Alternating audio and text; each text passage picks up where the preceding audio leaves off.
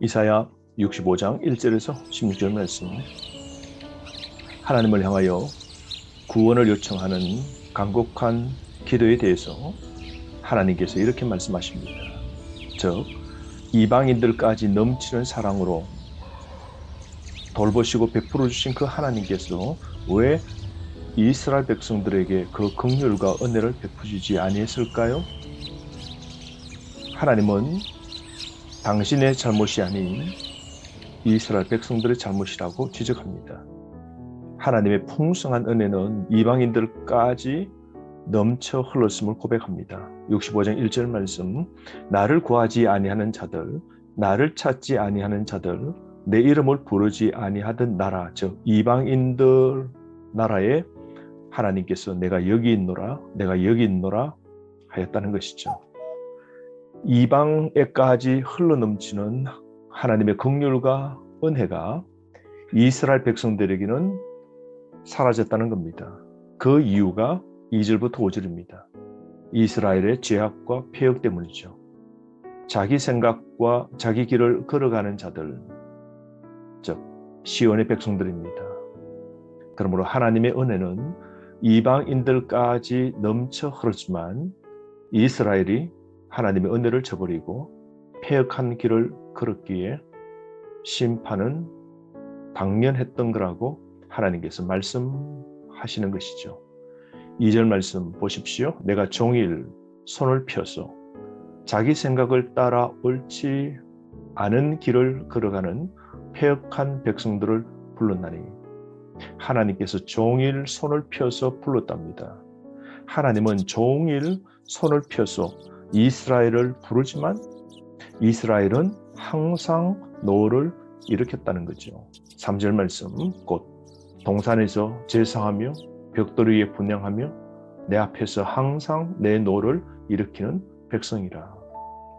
하나님은 종일 그들을 돌아오라고 불렀지만 시온 이스라엘 백성들은 항상 하나님의 노를 일으키는 악한 백성이 되었다는 것이죠.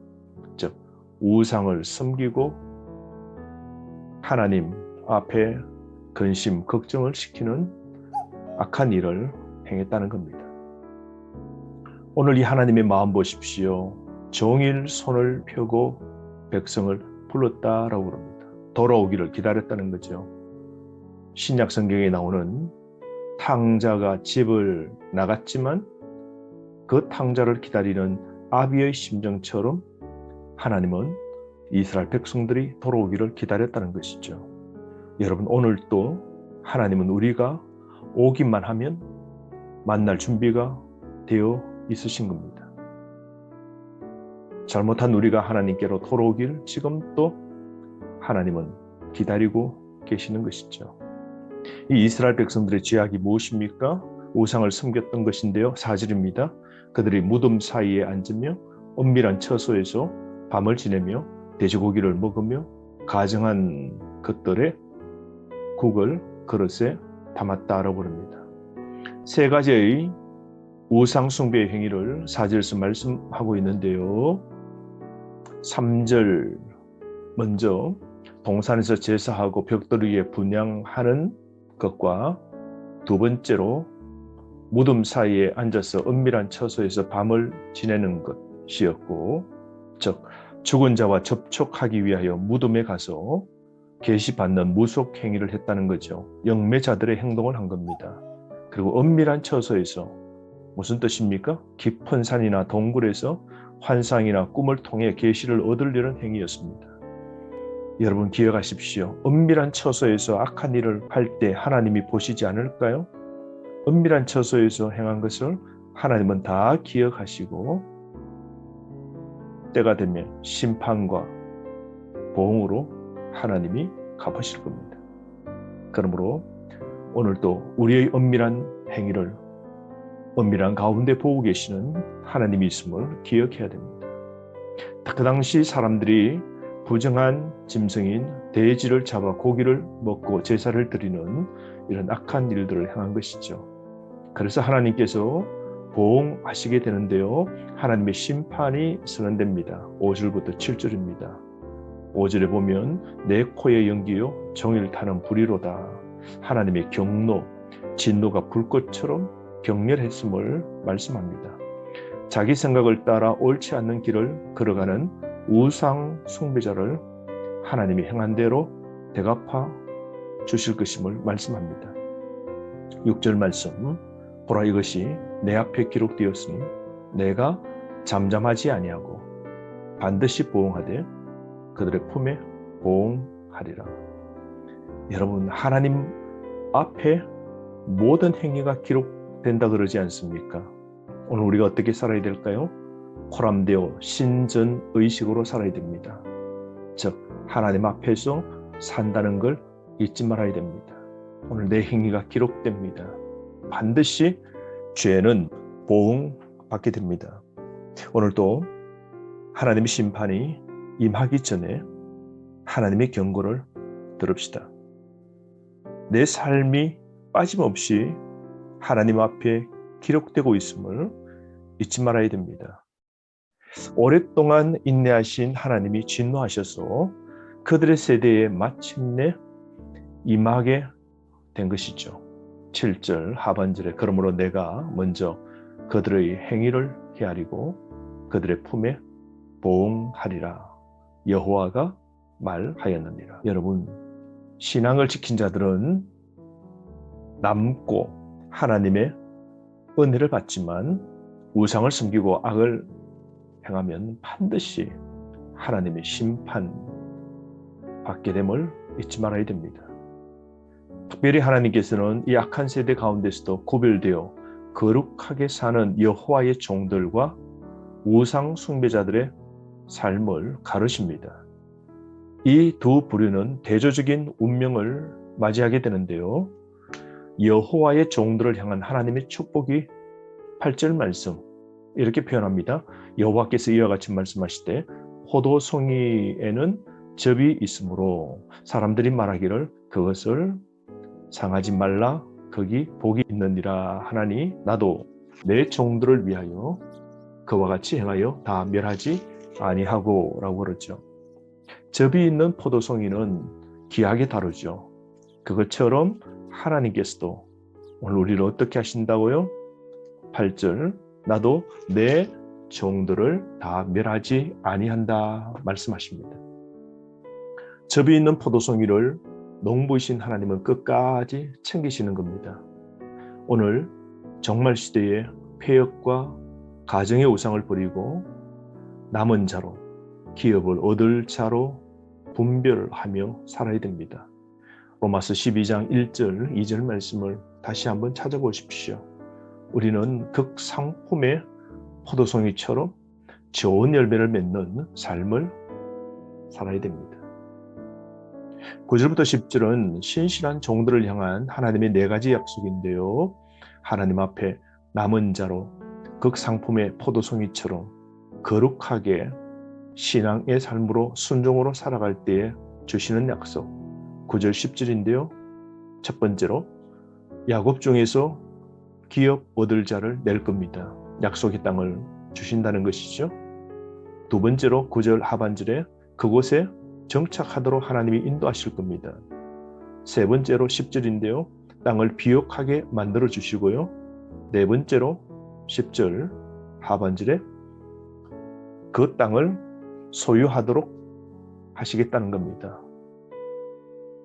신실한 자들에게 그 땅의 주인이 되도록 하나님이 만들어 주신다는 겁니다. 여러분, 우리가 거룩하게 살 때 하나님은 천국, 그 땅을 우리에게 반드시 주시고 우리의 삶이 복되도록 하나님이 만들어 주심을 기억하십시오. 포로 기간에는 황무지, 광야가 되었지만 하나님께서 복을 주실 때 샤론은 양떼와 소떼가 눕는 풍성한 비옥의 땅이 되는 것처럼 우리에게도 이런 복을 주시는 겁니다. 하지만 하나님 앞에 악을 행하고 우상을 섬겼던 자들은 하나님의 심판으로 넘어지게 됩니다. 11절 말씀 보시면 갓 우상을 섬기게 되는데요. 갓은 베네게 사람들이 섬겼던 행운의 여신이고 머니는 수리아 사람들이 섬겼던 행운의 여신들입니다. 이런 가증한 우상들에게 제사를 드리고 의식을 행합니다. 이런 악한 자들 하나님이 어떻게 하실까요? 12절 말씀, 바벨론 군대의 칼에 살육당할 것임을 선언하시는데요. 이 예언대로 남유다는 하나님의 심판을 받고 바벨론의 BC 586년에 완전히 망했지 않습니까? 여러분, 오늘 또 세상에서 행운의 신을 수많은 사람들이 섬기지만 행복하게 살아가고 있습니까? 이 세상에 생사화복을 주관하시는 하나님 말고는 우리에게 진정한 복을 줄 신은 없는 겁니다.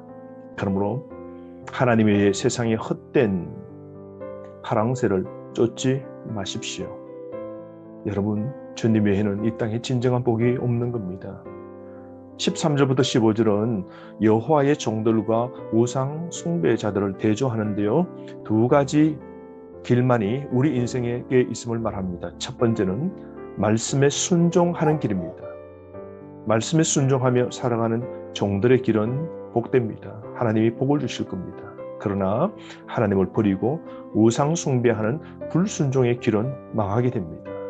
13절 말씀, 나의 종들은 먹을 것이고 마실 것이고 기뻐할 것이고 14절, 마음이 즐거움으로 노래할 인생이 되도록 하나님이 해주시지만 하나님 버리고 우상 숭배하고 불순종의 길을 걷는 사람은 13절, 줄일 것이고 잘할 것이고 수치를 당할 것이고 14절, 마음이 슬픔으로 울며 심령이 상함으로 통곡하게 될 것이다. 하나님께서 말씀하시고 15절, 저주거리가 될 것이라 말씀합니다. 그러므로 여러분, 순종할 때 축복의 길이 되고 영광된 삶이 주어지지만 불순종할 때 저주의 길이 됩니다. 파멸의 삶과 치욕의 삶이 되는 것이죠. 그러므로 여러분, 레위기 26장과 신명기 28장 말씀을 읽어보십시오. 순종하는 자에게 어떤 복을 하나님이 주신다 약속하셨습니까? 반대로 불순종하는 자들은 어떻게 되는 것인지 많이 기록되어 있는데요. 읽어보십시오. 그러므로 나는 복받을 자인가 저주거리가 될 것인가 한번 생각해 봅시다. 지금 내 삶의 행동은 어떻습니까? 내 삶의 길을 이제 하나님께 맡기고 순종의 삶을 살아갑시다.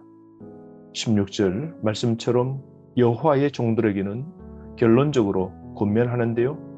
축복을 누리는 삶을 위해서는 하나님께 복을 구하고 하나님의 이름으로 맹세해야 됩니다. 그러므로 기억합시다. 하나님을 떠나면 복된 삶을 누릴 수 없습니다. 그러므로 이 땅에 순응하지 않고 하나님의 약속을 바라보며 살아갑시다. 하나님께서 오늘도 회복시키시면 환난은 끝나고 구원의 시대, 복의 시대가 시작될 겁니다. 하나님께로 돌아섭시다. 그리고 구별된 삶을 살아갑시다.